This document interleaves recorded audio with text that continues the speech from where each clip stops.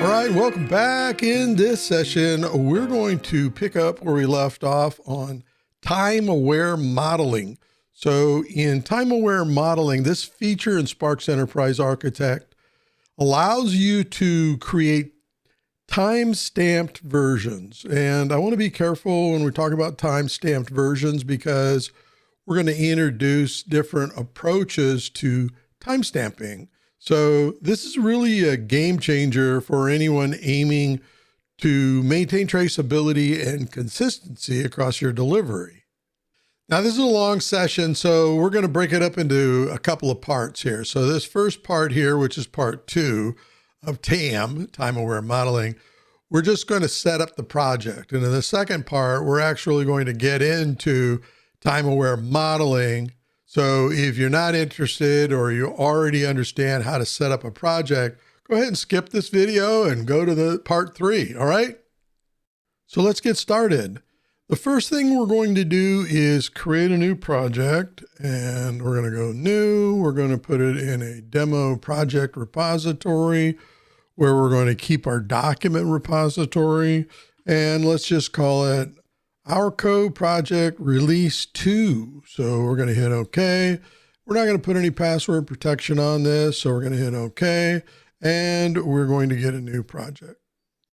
Now we're in a blank project. The first thing that we want to do is import our reference data. So we're going to go to Settings, Transfer, Import Reference Data, select the file, go to our repository where we have our reference data files. We're going to choose this one right here, and then we're going to hit OK.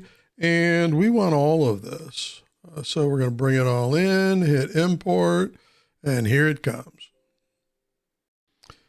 Right. The next thing we're going to do is create 4 folders, right? The first one is going to be called main, and we're going to create a diagram in here, and let's choose just class diagram. This is just going to be our landing page for anyone that comes in here.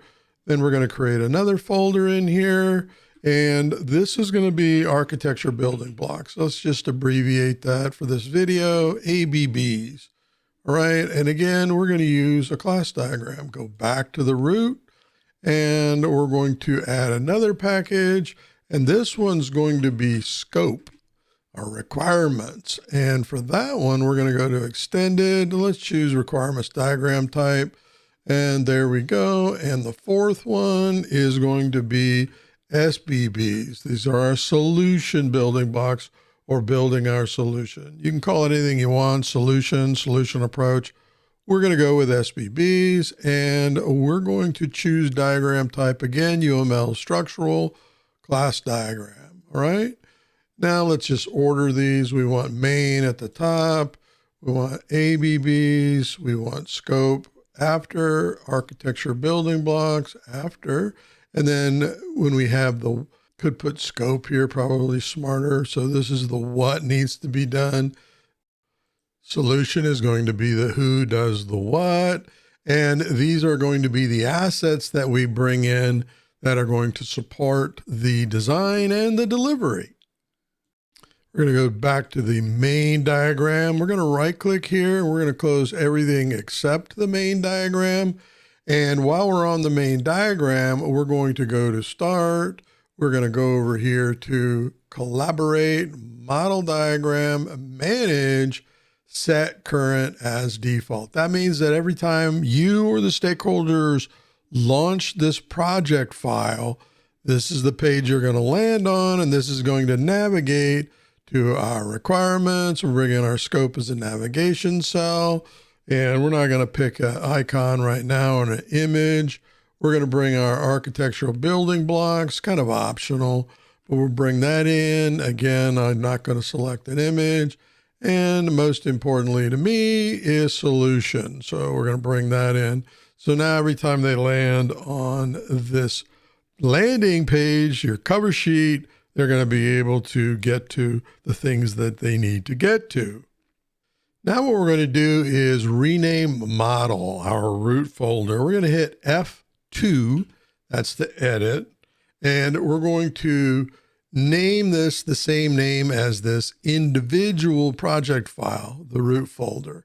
You don't have to do this. This is optional, but if you decide to merge this project with a main program, you're going to have different root folders that represent the various releases. In this case, this is R2 or release 2. So we're ready to go. But the first thing we want to do is baseline this project. So we're going to hit Control Alt and B to bring up baseline. We're at the root folder. It says what package we're on. We're going to hit New Baseline. And I always start with 01. And you can put as much text in here as you want. We're just going to leave the default in there. We particularly want the date and the time because we're focused on a time-aware model. All right, so we have a baseline in here with no changes. We don't need to hit Show Differences. And let's go ahead and close this. The next thing we're going to do is put this project under version control. So we're at the root folder here. We're on the Settings tab. And in version control, package version control, not project version control. This is different. When you select this, you can set up your software code control right here. You can put in your software or your version control application or platform. In this case, I would use Git, but we're not going to do that in this session.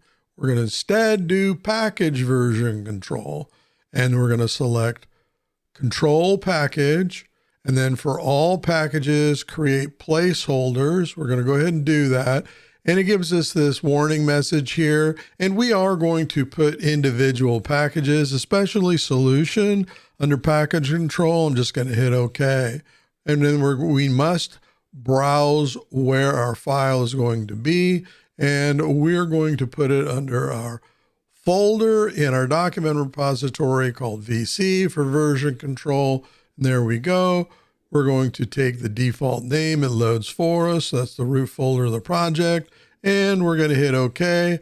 I like to use native XML. You can certainly choose what you want to use. I talk about version control. And I'm talking about the various forms of XML metadata interchange, and other approaches to managing your data. And we'll leave the owner this. You could certainly choose if you have a list of different owners. And especially we're going to use the date and the time.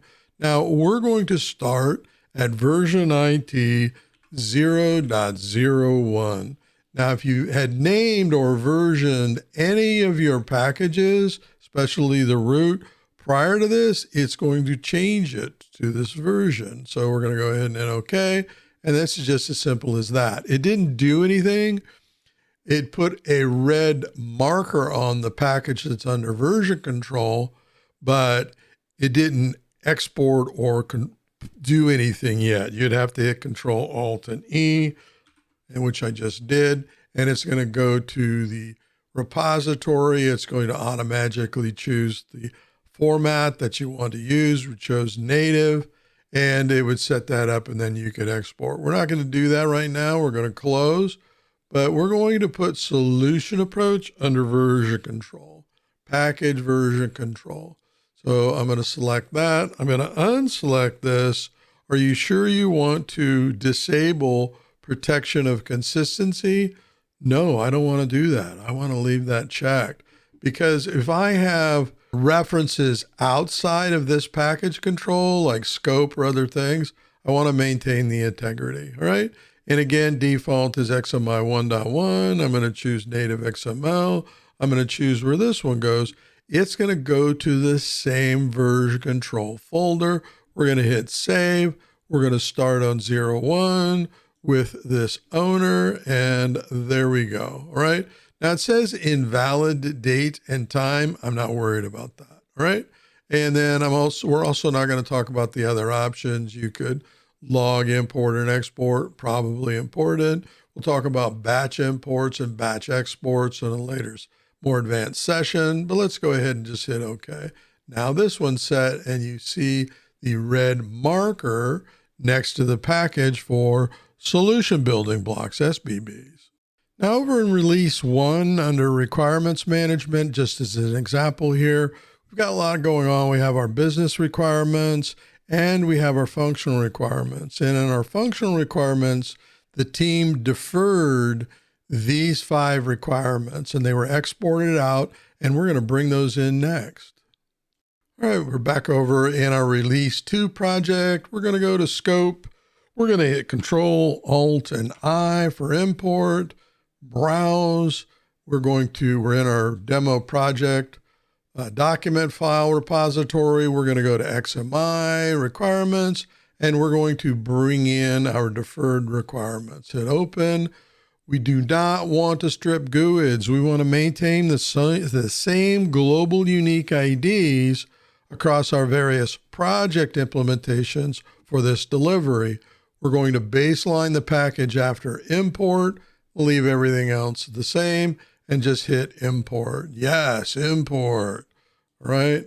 And it's bringing them in. We asked it to baseline 01, leave in the date and time. Certainly before this, you can put in initial import. You can put anything you want. We're just going to leave this default. Hit OK, and there it is done. All right. So we can hit Control, Alt, and B, and you can see we have a baseline 01 for this deferred to R2 package import of requirements. All right, the next thing we want to do is bring in our architecture building blocks. We're going to hit Control, Alt, and I to import. We're going to browse where those are located. We're going to go to XMI. This is where we're storing our XML metadata interchange exports. And we're going to go to ABBs. These are our building blocks right here. And we're going to hit open. Again, we're not going to strip GUIDs. Very important not to strip GUIDs because we want to maintain the global unique IDs across various projects. We're going to baseline again. We're going to hit import. Yes, import it. It's just making sure you're going to the right place. We had selected ABBs. That's where we wanted this imported. This is also going to start at 01. It doesn't mean that these applications that were chosen for release 1 are not at a different version number. For this project, we're starting in the very beginning. So we're going to hit OK, and we want a baseline that's done. There it says right there, and good, we can close. So now we have a baseline for building blocks. Now you'll notice that it automatically came in with the package control indicator. Let's see here. If I was to go to package control, it would go to where we're storing the elements even for release 1, all right? So I'm going to cancel. Now I could certainly turn that off, but I'm going to leave it under package control, all right? Now we're ready to start solutioning our project. So we have our building blocks in from our previous release. We have a diagram that's exposing tag values. That was simply done by going into properties or just double clicking in there, going to elements. And in here, you can see we're exposing tags, right? We're not exposing anything else. We turned off attributes, package content. We're just exposing tags, and that came across. So everything that we imported is set and ready to go for our architecture building blocks. Now you'll notice this is called solution building blocks. I don't want that to be confusing. So we can either leave it at building blocks or we can call it architecture building blocks. All right, that'll make more sense in just a moment. Now that's just typically how we start a project, a fresh project. I've shown you in a previous video how to actually bring in a project template that makes everything look like or emulates what you did in release 1, brings all that in. We're keeping it simple in this session, and we just have a blank cover page, which we have populated with how to get to the various things, diagrams, areas we need to get to. So we were just on architecture building blocks. This is the cover page for that. And there are 2 diagrams we're going to bring in as navigation cells. And that's that one. And we want to bring in the one with tags. And that's that one. All right. So now we're ready to go in viewing the building blocks we're going to use for this solution approach.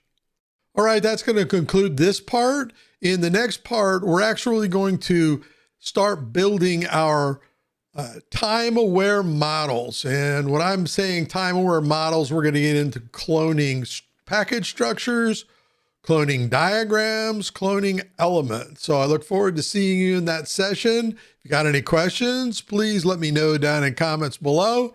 And until that next episode, thanks very much and happy modeling.